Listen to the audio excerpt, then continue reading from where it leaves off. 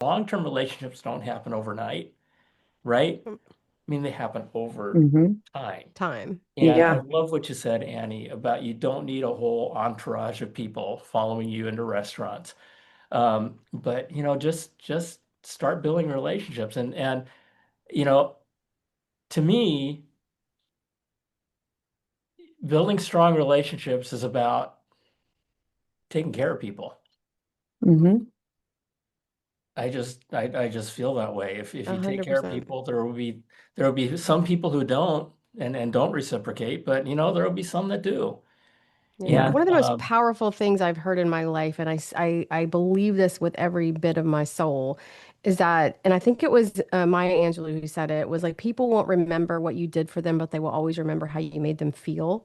And to Hmm. me, that is so important. It was just like, I want to leave a room with people feeling better for having met me for whatever Hmm. capacity it is. And even if it was just for a brief moment, I want them, if they remember me at all, I want them to go like, that was something that I'm glad I experienced. Not like, oh God, what was that?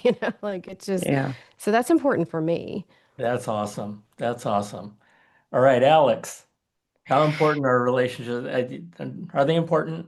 Yeah, they No? are. And actually, it made me think of another one of our classic stories that the first time that Annie and I had met in person, and Mm. we back up a little bit before that, but when I was working with the company for 13 years and she was a supplier of ours, I mean, we were on emails, we were on calls together, but by no means were we close friends or anything like that. But we just, our chemistry, like got along well and we were respectful and, friendly to each other. But I went to the first conference by myself without my entourage of the company and everything down in Miami. And I remember Annie said she was going to be there. And that morning before that conference, I was so nervous walking in. I mean, I never get nervous about that these days, but this was very nerve wracking. I wasn't going to know a lot of people.